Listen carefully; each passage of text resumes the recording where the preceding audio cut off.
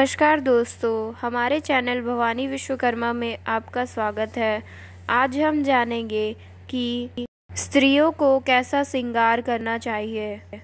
यह बात हम आज पंडित श्री प्रदीप मिश्रा जी के आज की कथा में सुनेंगे।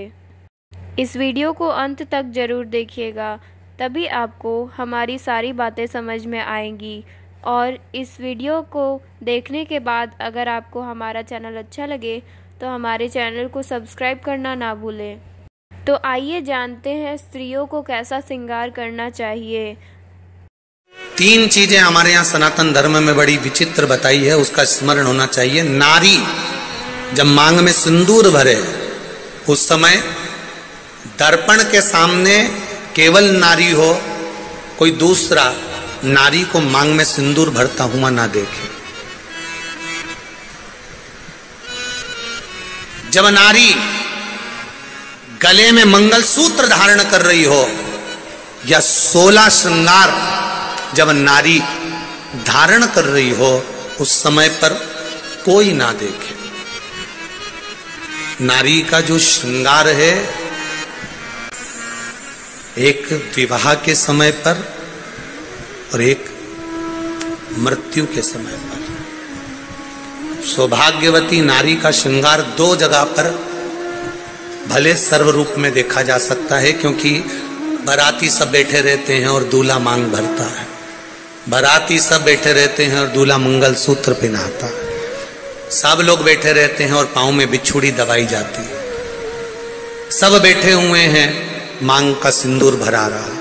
और एक अखंड सौभाग्यवती नारी जब जाती है, तब सबके सामने सब खड़े हैं और पति अपनी पत्नी को मांग में सिंदूर भरकर आखिरी में भेज देता है। भेजता ये 2, पर इसके बीच में जो स्त्री का जीवन है, इसके बीच में जो नारी का जीवन है, एक बहू, मैं निवेदन करना चाहूंगा आज की बेटियों को, भले तुम पढ़ लो, लिख लो, डॉक्टर बन जाओ, इंजीनियर बन जाओ, कलेक्टर बन जाओ, एसपी बन जाओ, तुम्हारी मर्जी पड़े तुम मिनिस्टर बन जाओ, मना नहीं, पर हमारे सनातन धर्म की संस्कृति से दूर मत हटना। मुख में हिंदी, माथे पर बिंदी, ये मेरे भारत की सनातन धर्म की निशानी आपके भीतर होना चाहिए। एक विवाह, एक मृत्यु और उसके बीच का जो समय होता है, उसमें नारी जब भी अपने मांग में सिंदूर भरती है, अपना 16 श्रृंगार करती है, तब नारी को अकेले में अपने कमरे में, अपने भवन में श्रृंगार करना चाहिए। यहां तक शास्त्र कहता है कि छत पर खड़े होकर भी बाल नहीं बांधना चाहिए। एक बीठिका ने बाल बाए थे खड़े होकर छत पर, और तोते का बच्चा उड़ते हुए आया था और बकासी आने पर मुख में प्रवेश कर कर गर्भ में बैठ गया था। वो कथा भी हमारे यहाँ है। कंस का जन्म कैसे हुआ, ये आप सब श्रीमद् भागवत की कथाओं में सुन चुके हो कि नारी रजोधर्म में थी और रजोधर्म की वो नारी 3 दिन बाद केश धोकर बाहर गई और द्रुमलिक नाम का एक असुर ने देख लिया और वो उसके साथ में रहने लगा और उसके माध्यम से उसका गर्भ ठहर गया। यहां तक हमारे संवाद करते हैं, उसमें थोड़ा सा स्त्री को समझना है, थोड़ा सा नारी को समझना। आप करो श्रृंगार, आप करो श्रृंगार, आपका श्रृंगार करने को मना नहीं है। सास, ससुर, देवर, जेठ, परिवार, घर के बड़े, घर के बुजुर्ग खड़े हैं, उस समय पर श्रृंगार नहीं। आप जाओ अपने कक्ष में, श्रृंगार करके आइए, मना नहीं, पर किसी की सम्मुखता में नहीं।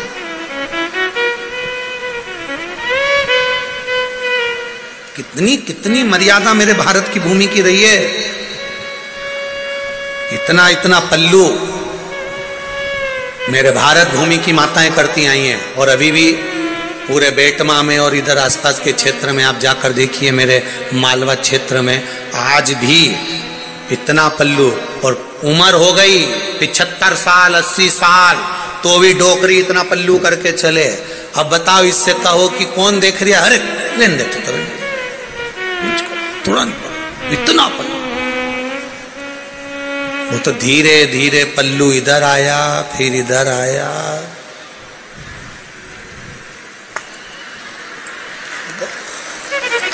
अब कहीं नहीं बचे आ जाए।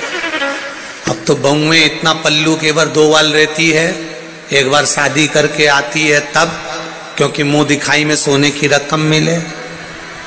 और एक बार बहू इतना पल्लू जब रहती है जब घर में कोई डोकरा डोकरी बुढ़ा बुढ़ी मरे तब, क्योंकि आंख में आंसू एक भी नहीं आए, बस अंदर जबरदस्ती चिल्लाए। बस 2 बारी रोती, बस आंख में आंसू, पल्लू इतना ही बस।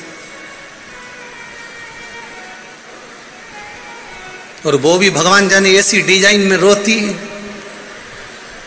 इतनी डिजाइन में भगवान। वो एक बार हम तो यहीं की बात बताएं, मतलब कहाँ किसको बोलने जावे,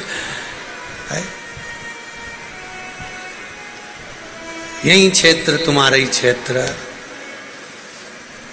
कोई मरी गया तो हमने कहा चलो मिल आए। अब जाते जाते इतनी गए, एक झाड़ू लगा रही थी बहू, एक बर्तन मांज रही थी। जैसे कुंदी बजाई इतने में छोरी चिल्लाई, सीवर वाला गुरुजी आया, और ये सब फेंक के जो पड़ी रोवा। फिर और हम बैठे जब तक रेडियो की आवाज एकदम तेज थी, जो तेज। और थोड़ी देर बाद फिर उनके पति वगैरह हमारे पास आके बैठे और उन्होंने कहा जाओ अंदर से पानी लिया। इतने में सब चुप, एक के मुंडे से मुंह नहीं निकले।